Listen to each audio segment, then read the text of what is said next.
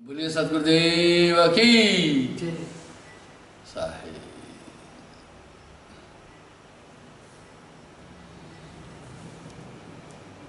कई बार मैंने कबीर साहब के विषय में एक उल्लेख किया है कि अगर वो साधारण शख्सियत होते तो काशी का राजा वीर सिंह बघेल उनसे दीक्षा नहीं लेना था। आज से 622 साल पहले छुआछूत, जातिवाद, धर्मांधता चरम पर थी, लेकिन लोग इस तथ्य को नहीं समझ पा रहे हैं।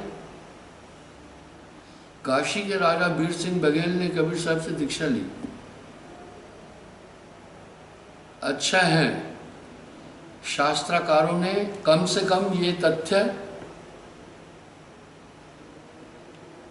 लिखे हैं और इनका प्रमाण शास्त्रों में मिलता है। बिजली खान पठान अवध में 17 जिले हैं और यूपी की जनसंख्या 22 करोड़ है।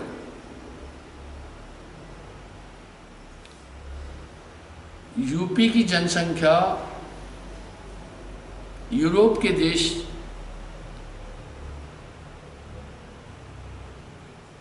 15-20 देशों के बराबर है। तो बिजली खान पठान कबीर साहब का मुरीद था, शिष्य था। इतना ही नहीं, काशी का सबसे बड़ा विद्वान पंडित सर्वदानंद भी कबीर साहब का शिष्य था। आप सोचें, आज जो भ्रमित कुछ लोग हैं वो कह रहे हैं ये तो हरिजनों का पंथ है, फलाना है, ठिकाना है, उनका ज्ञान बड़ा सीमित है। आइए आज मैं उनका वृत्तांत आपको बताता हूँ। हे धर्मन परखो चितलाई, विप्र गोष्ठी तो है वर्ण सुनाई। बोला मेरी गोष्ठी हुई। गोष्ठी सामने आमने सामने होती है। कुछ लोग मेरे फोटो को लगाकर अपनी एक झूठी गोष्ठी दिखाते हैं कि मधु परमहंस के साथ हमारी गोष्ठी, न उनसे हमारी कभी मुलाकात हुई, न उनकी हमसे हुई है। ये कैसी गोष्ठी है? फ्रॉड। गोष्ठी आमने सामने होती है, बैठ करके होती है। गोष्ठी का एक सिद्धांत है, अगर मैं किसी से गोष्ठी करना चाहूं तो मैं उसके पास खुद जाता हूं, उसको नहीं बुलाता हूं कि आप मुझसे गोष्ठी करो। इस तरह जब किसी को मुझसे गोष्ठी करनी है वो आ जाए मेरे पास। ये फर्जी गोष्ठियां दिखाना, फिर मुझसे कहा जाता है फिर आपने उनसे गोष्ठी क्यों नहीं की। मैं कहा जब वो झूठी बोल रहे हैं तो फिर उसके पास सब बात ही तो खत्म है, फिर कौन सी गोष्ठी कर रहा है मैंने। तो साहब गोष्ठी का विवरण दे रहे हैं। सर्वदानंद से साहब की गोष्ठी हुई। कह रहे हैं धर्मदास वो सुनो,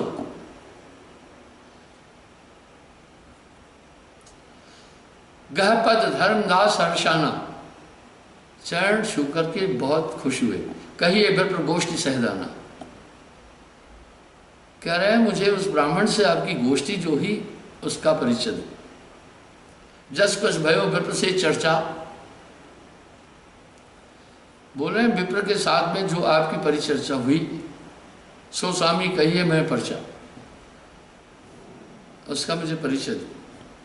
भिन्न भिन्न के वर्ण कीजिए, दास जान दया प्रभु कीजिए। बोला सब अलग अलग करके मुझे समझाओ, प्रार्थना है मेरी। भल धर्मन सुनो अब सो कथा, गोष्ठ भई सर्वानंद से यथा। बोला हे धर्मदास अब तुम वो कथा सुनो जिस तरह से मेरी सर्वदानंद से गोष्ठी हुई। सर्वदानंद विप्र एक रहे, कोई न ज्ञाता तिन सम अहि। काशी में उससे बड़ा कोई विद्वान नहीं था सर्वदानंद के बरोबर।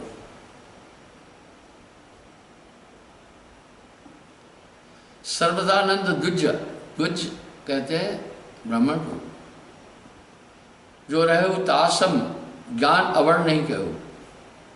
उसके बराबर कोई ज्ञानी नहीं था शास्त्रों का। बहुत पंडित सो गोष्ठ दिन की ना, बहुत से पंडितों से उन्होंने गोष्ठी की, ज्ञान जीत पोथी बहुलीना, और उनसे जीत लिया, उनकी पोथियां समेटी। काहो ने जीते गए सब हारी, सर्वानंद सर्वदानंद मन गर्भ भवहारी। इसलिए उसे ज्ञान का बहुत अहंकार भी था। जिन पंडित से चर्चा की ना, ज्ञान जीत पोथी बहुलीना, उनसे पोथियां ले लेता था। गोष्ठीवाद के निज घर आया, वह अभिमान गुमान चित लाया। उसको बहुत अहंकार हुआ। उन सब की उन्होंने पोथियां ले ली। माता से तीन वचन उचारा, हो जननी बड़ भाग्य तुम्हारा। बोला, हे माँ तुम्हारा बड़ा भाग्य है, हम अस पंडित हैं सुतोरा, काहो न जीते गोष्ठ से मोरा। बोला, मेरा जैसा पुत्र आपका है और कोई मुझसे गोष्ठी में जीत नहीं सका। और काशी हिंदू धर्म की राजधानी, काशी का वो ब्राह्मण सबको पराजित किया।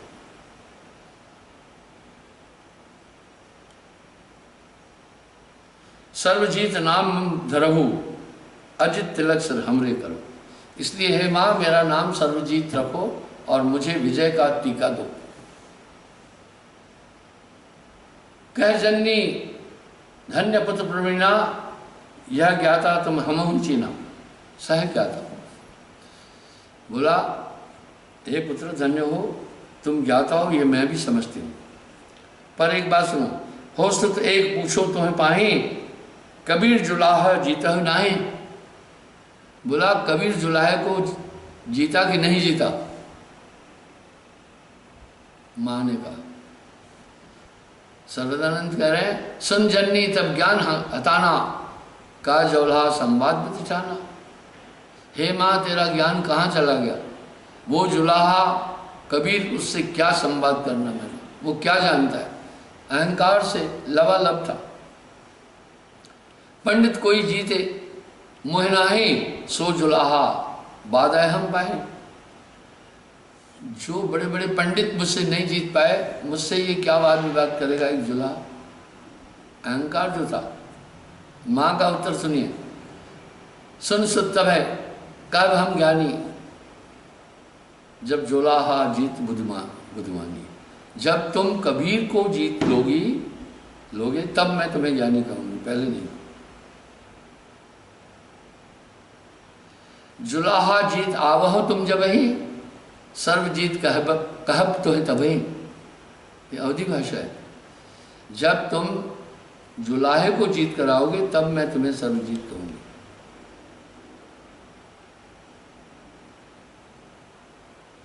तब तो है सिर सारब टीका, बिन जुलाहे जीते बुद्ध फीका। तब तुम्हारे माथे पर तिलक करूंगी सर्वजीत का, बिना जुलाहे के जीते सब फीका है। वो बहुत ज्ञानी है। अहो माता कबीर कहाँ रहाई, कौन भेषवानी का कहे। ये कौन है कबीर? कहाँ रहता है? कौन सा भेष है? कौन सी वाणी कहता है?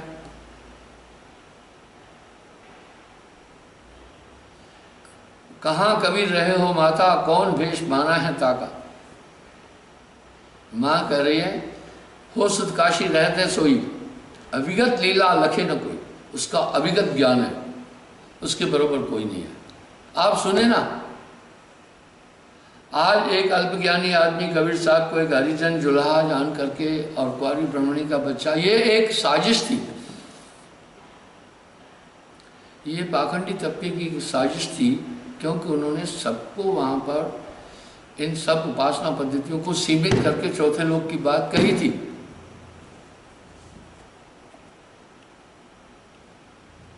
काशी है उनका आस्थाना, तिनकर लीला कहाँ बकाना।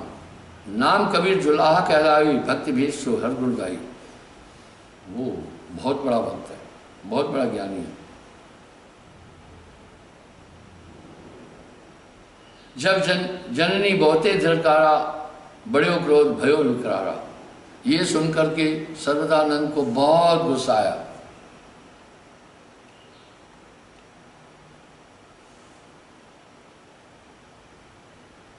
कीन प्रणाम चितवत अभिमाना, काशी कह पुलकीन प्यारा।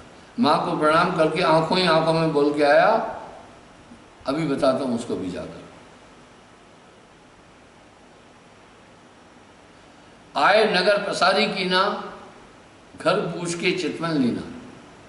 काशी में पहुंचा और कबीर साहब का घर का पता लेने लगा। तह कमाली तह कह गयो, तह कमाली तह कह गयो, पंथ विप्र तह पूछे ले। उनको रास्ते में कमाली मिल गई।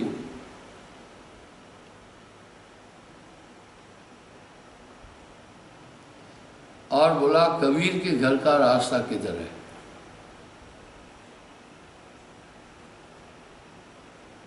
अहो कन्या मोह कहो बुझाई, कबीर जुलाहा कहाँ रहाई। हे कन्या मुझे बताओ ये कबीर जुलाहा कहाँ रहता है। प्राचीन काल में जाति के नाम से पुकारा जाता था। कैसे कि जग्गू जट, फलाना, सीधा यूँ कहते थे, फलाना चिमार, फलाना बढ़ई। पहले प्राचीन काल में यही बात थी, आदमी को उसकी जात के नाम से पुकारते थे।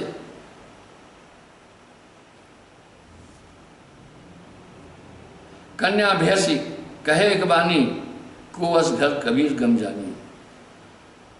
कमाली ने हंसकर बोला ऐसा कौन है जो कबीर का घर जान सकता है।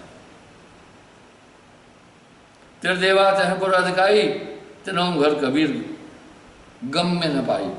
हाँ, इस तीन लोक में तीन देव है, वो भी कबीर के घर का पता नहीं जान पाए। सुर नर मुनि और जहां लग देवा, तह घर की कोई लखे न भेवा। सुर नर मुनि देवता आदि उस घर का भेद नहीं जानते। बीच है अर्ज रहे यम फ्रांसा, चीन न आवे अविचल भाषा। वो बीच में ही अटके हुए, वहां कोई पहुंचता नहीं कबीर के घर।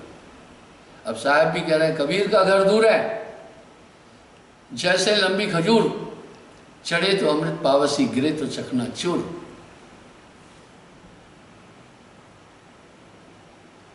घर कबीर जहां है भाई तहां तक यमराज गम न पाई। और की बात छोड़ो, यमराज भी वहां नहीं जा पाता।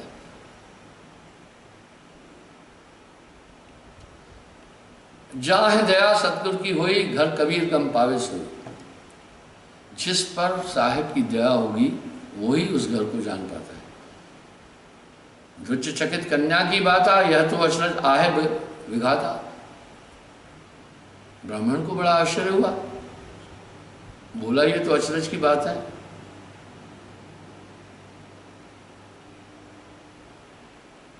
हो कन्या तुम अचरज भागा, अब मैं कहूं प्रगट अभिलाषा। लेकिन मुझे कम से कम तूने तो अचरज की बात बोली, अब मुझे बताओ अभी यहां कहां है। धाम कबीर प्रगट कहे वासा, यहां कहां रह रहा है ये बता दो। काशी माए रहे कहीं ठानी, काशी में कहां रह रहा है। तौन भवन तुम मोह बताइए, मुझे वो घर बताओ जहां काशी में रह रहा है।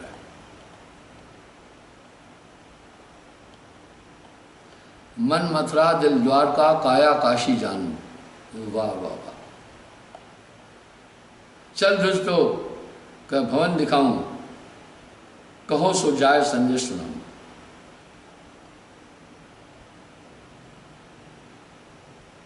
तब सर्वदानंद कीन विचारा, जुलाहे का ज्ञान देखो यह बारा। कमाली उसको साथ लाई।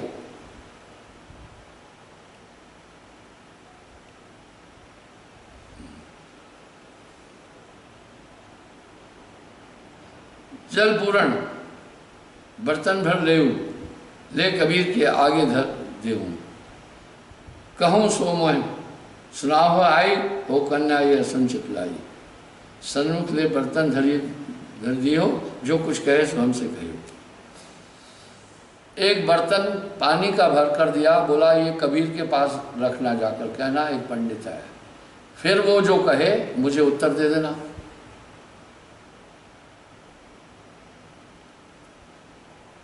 कन्या भवन तुरंत चलाई, आवत ही अस्वचन सुनाई। कन्या अस्वचन चलता, विप्र द्वार ठाड़ बुद्धिमंता। जिनिया जल पत्र दीनों मोह पाही, वचन संदेश कहा कुछ नहीं। उसने कहा बाकी कुछ नहीं बोला, ये पानी का एक पात्र मुझे दिया है, बोला ये कबीर के आगे रखना बस। तब हम उठ के सुई एक हेरा, जल में डार दीनते हैं बेरा। साहब कह रहे हैं मैंने एक सुई उठाकर पानी में डाल दी। कन्या बर्तन दे तह जाई, पाछे हम ताहे ताहे पाए। बोला जाओ ये उसको दे दो बर्तन, उसके बाद जो वो बोलता है मुझे आकर बता।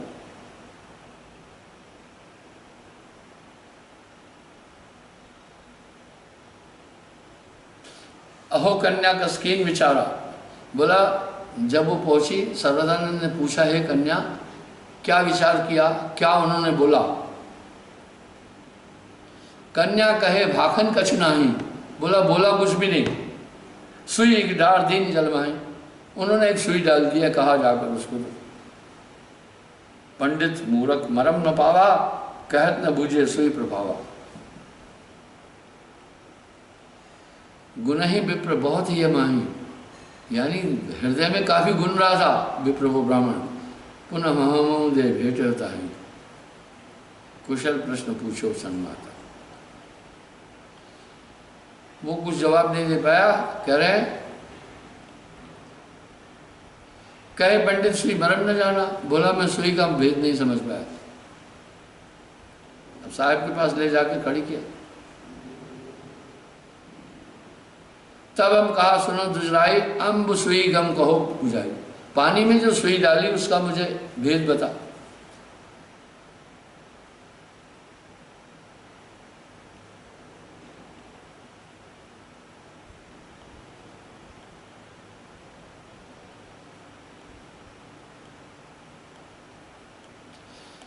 जिम बर्तन जल अम्ब न समाई, जिस बर्तन में पानी नहीं समा सकता तेह में विद्या रहे अगाई। वाह। भरे मैं का भरे कबीरू, अस्त भरे चित सुनत वधीरू। बोला भरे में क्या भरा भरा जाए, तेरे अंदर तो बहुत अहंकार भरा पड़ा है। तुम ये गम जान दुजराई, तब दीनो जल सुई नाई। मैं तुम्हारे हृदय को देखा कि तुम तो अहंकार से युक्त हो, इसलिए मैंने इसमें सुई डाल दी। जो विद्या संपूर्ण हो भाई, तो शब्द हमार भेद क्यों जाए। बोला अगर तुम में विद्या है तो मेरा ये शब्द जो है तुम्हें भेदेगा। सुन पंडित चित संभावना, हृदय कहे अगम इन ज्ञाना। तै शरण रहो ही अनुमानी, प्रातः करब गोष्ठी कहानी। कहा सुबह इनसे गोष्ठी करूंगा, अभी रात हो गई है। तह दियो आसन आत्म पोषण भाव सहित पर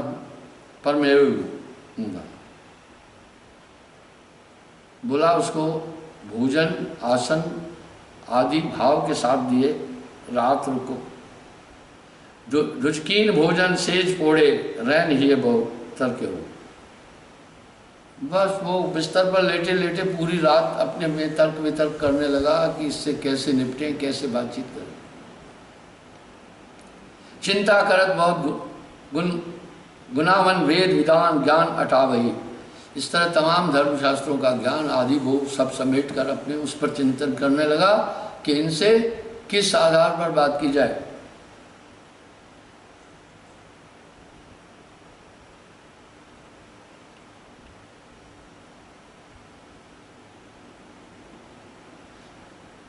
होत प्रातः कीजे वाज, जो लहे जीव युक्ति अटा भई। बोला सुबह इनसे बात करूंगा, बीतर रैन प्रभात ओ कर विचार मनमान। इस तरह पूरी रात उसकी ऐसी गुजरी। सत्य नाम पद सुमर के पहुंच गए थे आए। साहब बोल रहे मैं उसके पास पहुंचा। भय विप्र उठाड़ गयो जंगल की दिशा। कर तरक चितगाड़, बैठे तजे शरीर मल। डोल डाल के लिए जंगल में चल पड़े। लेटरिन करते करते भी सोच रहा था अब इससे कैसे निपटे। हम गए राम नाम तह गयो, सुनते हैं विप्र हृदय अति गयो। साहब कह रहे मैं जब वो मल उत्सर्जन के लिए बैठा था, मैंने उसको जाकर राम नाम कहा। भय कोपि अति कीन प्रसन्न चल, इच्छा युक्त नाश के तजमल। यानी मल तगने के बाद उसको बहुत पहले गुस्साया। कहे विप्र देखो तुम क्या ना, फिर जुलाहा तुम जाते हैं ना। बोला आखिर तुम जलाए तो, अब मल तज रहे उस समय आकर भगवान का नाम बोल रहे हो। ऐसे समय राम तुम बोले, कहा कहो हरि त्रास न डोले। तुम्हें डर भी नहीं लगा ऐसे समय प्रभु का भजन। मुझसे भी कुछ पूछते हैं, गुरुजी लेटरिन करते समय भी नाम जप सकते हैं क्या? वाह वाह, दुनिया में अक्लमंदों की कमी है लेकिन बुद्धुओं की कमी नहीं है। मैंने कहा अगर तुम रात दिन सुमरन में लगे हो तो लगे रहना उस समय भी, लेकिन अगर तुमने ये सोचा है कि भजन करने का टाइम लेटरिन बैठने के टाइम पर है तो तुमने टाइम गलत चुना है।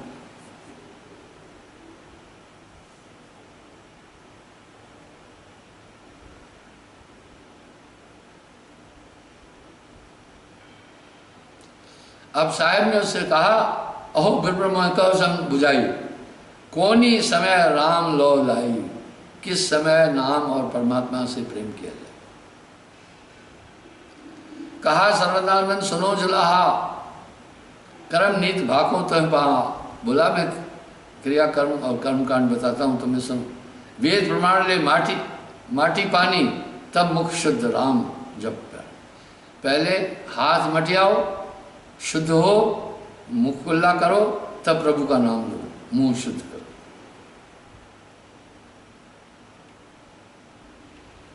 अहो विप्र जो हम अस्कर रही, तो मुख शुद्ध हुए संचर ही। ऐसा करने से मुख शुद्ध हो जाता है। कहे विप्र है वेद प्रमाणा, तब मुख होए पवित्र सुजाना। बोला वेदों में है तब मुख शुद्ध हो जाएगा। यह कह चल भय सुरसर तीरा, यह कहकर सुरसरी तीरा यानी नदी के किनारे पहुंचे। कर पग बन जाए मुख दे नीरा। हाथ पांव साफ किए, मुख में जल दिया। हम पुन कर पग मंजे लीना, हमने भी वैसा ही किया। कर पखार पुन कुल्ला कीना, मैंने भी कुल्ला किया। हाथ धो करके कुल्ला कीन दुज वचन प्रमाणा, एक कुल्ला तह ऊपर ताना। साहब कह रहे एक कुल्ला मैं उसके ऊपर भी फेंक दिया। चौंक उठे दुज, यह का कीना, एकदम चिढ़ गया, ये क्या किया। फिर जुलाहा तुम जात कमीना, आखिर जुलाहा छोटी जात के हो, ये क्या किया।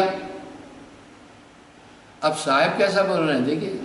हो सर्वनानंद मुख शुष भयो, कुल्ला कीन अशुच तर गयो। अरे तुम्ही ने तो कहा था कुल्ला करने से मुख शुद्ध हो जाता है। मैं पहले कुल्ला किया फिर तेरे ऊपर फेंका, मेरा मुंह तो शुद्ध है। यह भी मुख तुम भागा तुमरा कहा, ये मेरा कहा, तुम्हारा कहा हुआ मैंने अपने दिल में रखा, वैसा ही किया। हो सर्वदानंद तुम बड़ ज्ञानी, सत्य नाम मर्म अजो न जानी। बोला हे सर्वदानंद तुम सत्य नाम का मर्म आज तक नहीं जानते। रज और बीज नर की देही, सदा अशुच शुच नाम स्नेह। ये शरीर हमेशा अशुद्ध है। आपके पेट में हमेशा मल पड़ा हुआ है, मूत्र पड़ा हुआ है, रुद्र पड़ा हुआ है। मैं ये नहीं कह रहा हूं कि वो पड़ा हुआ है तो उसके बीच बैठो, ऐसा नहीं कह रहा हूं। नाम के बिना शरीर शुद्ध नहीं हो सकता। जागट नाम न संचरे तिसको जान मशान, जैसे खाल लोहार की श्वास लेत में प्राण। जो मल तजत प्राण करे गमना, कर्म शुचि हरि जप कमना। अरे शरीर छोड़ने के समय, मल तजने के समय प्राण निकल गए तो फिर आप राम नाम कैसे जप पाएंगे?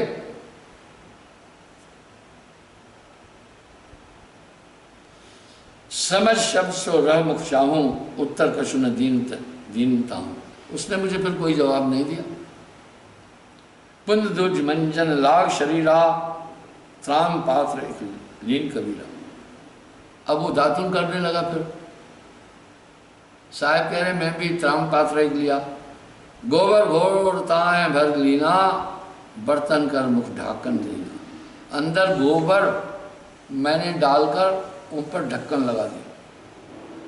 ले तृण रेण जल मंजे तीताई।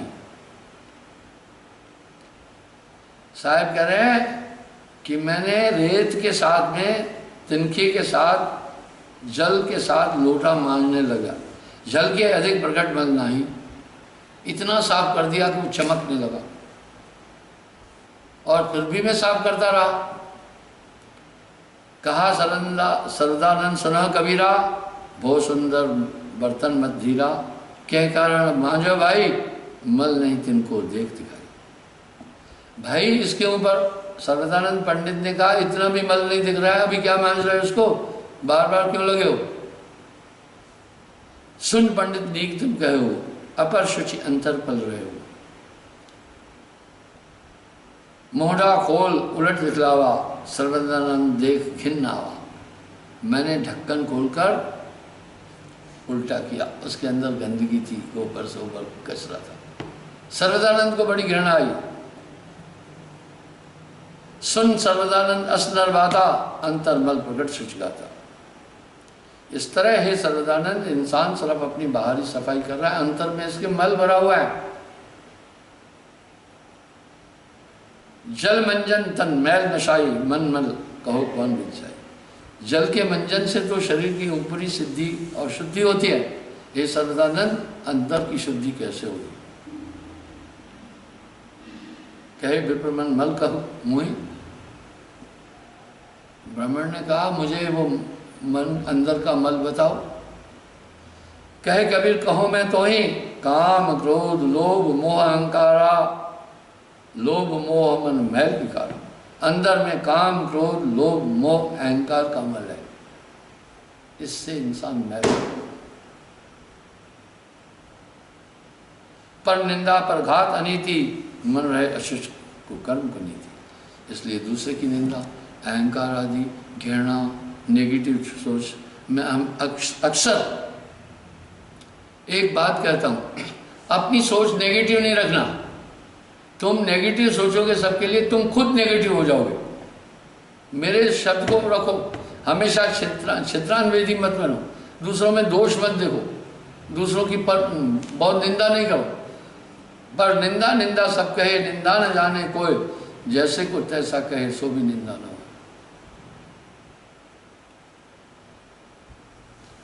मैं इस देश का नागरिक हूं, मैं दोहरा नागरिक हूं। सैनिक दोहरा नागरिक होता है, आप सिर्फ नागरिक हो, मैं दोहरा नागरिक हूं। नागरिक के ऊपर राष्ट्र विधान लागू होता है, पर उस पर सेना का विधान लागू नहीं होता है। पर सैनिक के ऊपर राष्ट्र विधान भी लागू होता है, और सेना का विधान भी उस पर लागू होता है।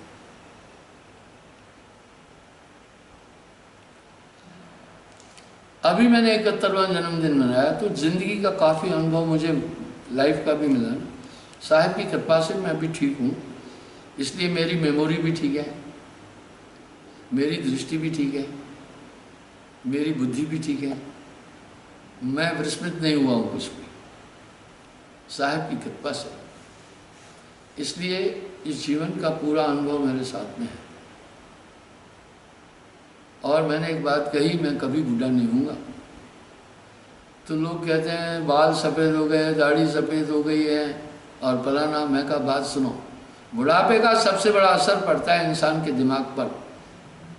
मेरी चेतना हमेशा बुलंद रहेगी, चाहे मेरे पूरे शरीर में झुर्रियाँ हो जाएगी, पूरे दांत जाएंगे तो टेम्पररी है, आँख की रोशनी भी कम हो सकती है और हड्डियाँ भी टेढ़ी हो सकती हैं कैल्शियम नहीं बनने से, 2 हाथ में सोटी भी पकड़नी हो सकती है, लेकिन मैं मस्तिष्क से बूढ़ा नहीं हूँगा। मैं चेतना से बूढ़ा नहीं होऊंगा, क्योंकि मेरा कार्य ही सुरत योग है, मेरी एक्सरसाइज ही सुरत योग है। बस ये रहस्य है। जब मैं ये बात बोलता हूँ, जिनको ज्ञान नहीं है वो कहते हैं बड़ा घमंडी है, कहते हैं बूढ़े नहीं होंगे। इसमें तथ्य है।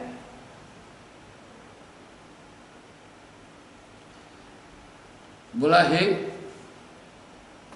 हे ब्राह्मण, इस तरह इंसान के अंदर ये नेगेटिव सोच है। मैंने अपने इस 71 साल में इस बार के चुनाव में एक द्वंद्व देखी। मैं किसी राजनीतिक पार्टी से जुड़ा नहीं हूं, सच बताता हूं। और सुनो, इस 71 साल की उम्र में मैंने एक बार भी वोट नहीं दिया। मैं आपको ये राय नहीं दे रहा हूं वोट नहीं देना, मताधिकार करना। मुझसे किसी ने पूछा क्यों नहीं दिया, मैं कहा जिस दिन ईमानदार कैंडिडेट खड़ा होगा, नंगे पैर दौड़कर जाकर उसको वोट दूंगा। मेरी ये सोच है। एक बार एक आदमी लोकसभा का चुनाव एक वोट से जीता था। राजस्थान का एक नेता सीएम बनने वाला था, एक वोट से वो चुनाव हारा था। कभी कभी एक वोट निर्णायक हो जाता है। मैं सोचा हो सकता है मेरा एक ये वोट पाकर ये जीत जाए और ये अनीत चले, प्रजा का शोषण करे, अधर्म करे, तो मैं पात्र बन जाऊं। पर इस चुनाव में मैंने जो चीज देखी, मैं हैरान हो गया। मैं किसी एक पार्टी का नाम नहीं लेना है, सबका एक ही हाल था, सबका एक ही हाल था, बस निंदा ही निंदा। अरे छोड़ो, तुम्हें बिरानी क्या पड़ी, तू अपनी ओर निबेड़। जब अति निंदा कोई किसी की करेगा तो उस आदमी के प्रति लोगों में घृणा पैदा हो जाती है।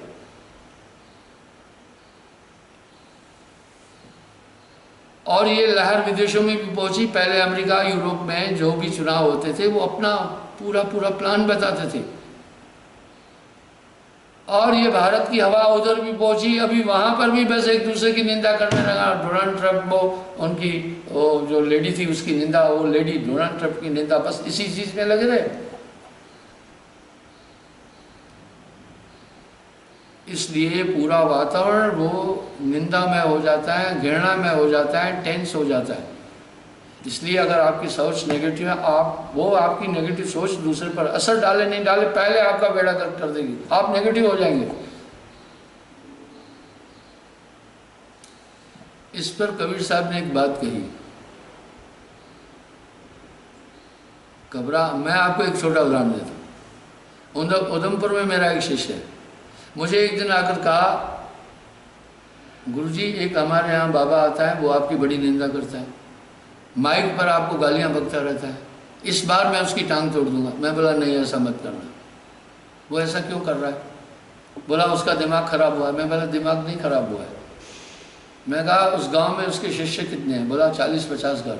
मैं बोला उसमें से कुछ मेरी तरफ आए हैं क्या? बोला हाँ 8-10 आए। इसलिए वो झल्लाया हुआ है, वो परेशान है, इसलिए वो सिर्फ मेरे दोष बोल रहा है।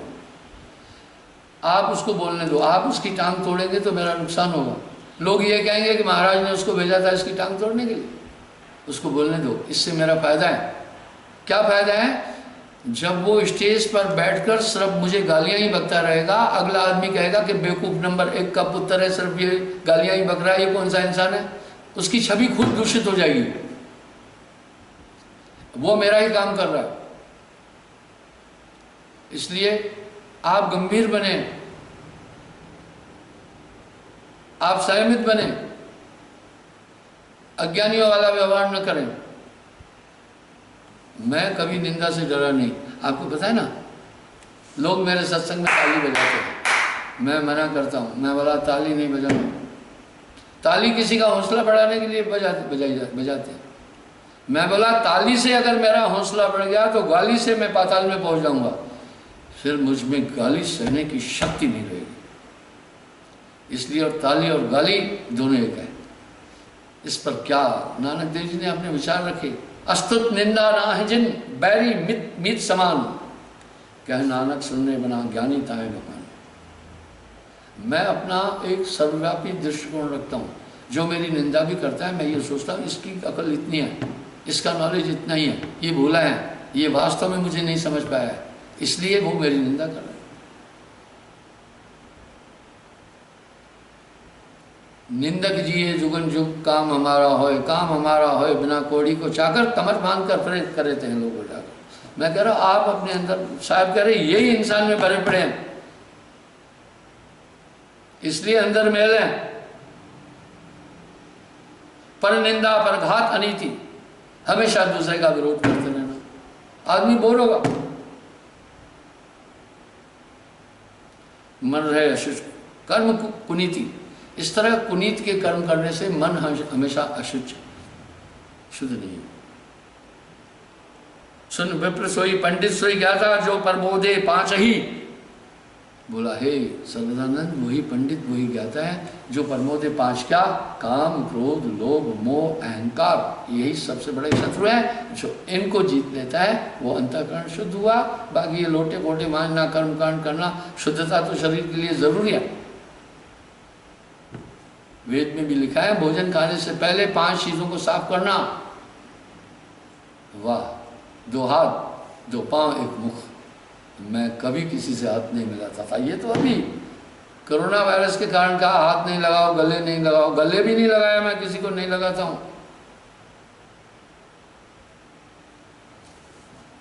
हाथ मिलाने का अभिप्राय, हाथ मिलाना एक जहमत है।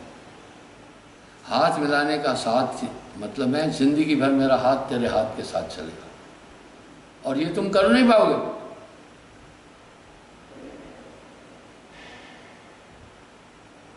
हृदय लगाने का मतलब हम 2 शरीर रहेंगे लेकिन एक होंगे, इसलिए मैं किसी को न गले लगाता हूं न हाथ मिला, ये शुरू से। और दूरी बनाए रखता हूं। हाइजीन सैनिटेशन हमारी आर्मी में बड़ी हाई चलती है। मैं एक सैनिक हूं। सुन विप्र सोई पंडित सोई ज्ञाता, जो प्रबोधे 5 ही। जो इन 5 को काबू करता है वही पंडित और ज्ञाता है। सिर्फ बाहर की सफाई शुचि, हालांकि इसका विरोध नहीं कर रहे हैं कबीर साहब, वही काफी नहीं। इससे तन तो अशुद्ध है, कितनी बार नहाया फिर बदबू है, रोज सफाई करते हो फिर वही गंदगी निकल रही है। आंखों से कीच, मुंह से लार, नाक से नाक, रोम रोम से पसीना, गंध, मलमूत्र की इंद्रियों से गंध, ये तो हमेशा अशुद्ध है। इसलिए सबने इसको छिद जल पावक गगन समीरा, पंच तत्व को अदम शरीरा, अदम शरीर का। मैं ये नहीं कह रहा इस गंदे को और गंदा रहने दो, नहीं, साफ तो करो, पर अंदर की सफाई का ध्यान दो। यही सर्वदानंद पंडित को साहब कितनी सहज शैली में बता रहे। जय लग योगी मुनि मुनीश्वर 5 वर्ष सब ना चाहिए। कह रहे हे सर्वदानंद, तुझमें भी अहंकार है, इसलिए तू एक थोथे ज्ञान की पोटरी लिए घूम रहा है, सबको हराया सबको हराया। हार जीत मान अपमान से नहीं आ रहा, मैं किसी को हराने नहीं जा रहा हूं। यह 5 के परपत्र वह हैं सब, पढ़े शिव संकादियों। हाँ, इन्हीं 5 के आदि शिव संकादि पढ़े हैं। इंद्र आदि और भेष, बहु भेष लूटे विष्णु और ब्रह्मादियों। हाँ, क्या कह रहे हैं साहब? इन सबको ये 5 अंदर से समेटे हुए हैं। अस्त्रे परखर लूटिया को नरकीट पतंग, कह कबीर सो उबरे निरख परख कर संग, कर गुरपद प्रतीत सदगुरु शब्द नखत चले, निश्चय 5 जीत घर अजोर जागृत रहे। अब यहाँ साहब कह रहे हैं एक पूर्ण सदगुरु जब मिलता है, हृदय को प्रकाशित करता है, इन 5 को जब जीत जाता है तब हृदय शुद्ध होता है। नाम बिना हृदय शुद्ध ना होई, कोटिन भांत करे जो कोई। कथा लंबी थी, समय 40 मिनट हो गया, पौन घंटा, 5 मिनट आरती के लगते हैं, पौन घंटा काफ़ी है। और लाइव प्रोग्राम बिना एडिटिंग के देना 45 मिनट एक बहुत बड़ी चुनौती होती है। आप टीवी पे इंटरव्यू देखते हैं, वो पहले रिकॉर्डिंग करके एडिटिंग करके तब पब्लिक को दिखाए जाते हैं। कुछ लोग तो पुरानी चीज़ों को एडिटिंग करके लाइव बनाते हैं, वो नहीं है, ये तो फ्रॉड है, ये तो एक झूठ है। जब आप मौके पर नहीं है, रिकॉर्डिंग की हुई चीज़ को आप कह रहे हैं लाइव, तो ये एक फ्रॉड है। जो झूठ बोल रहा है उसके पास सभी दोष होंगे। तो बंधुओं, मैं कल पुनः आपके साथ समस्त हाजिर हूँगा आरती के लिए। अभी आरती होगी साहेब।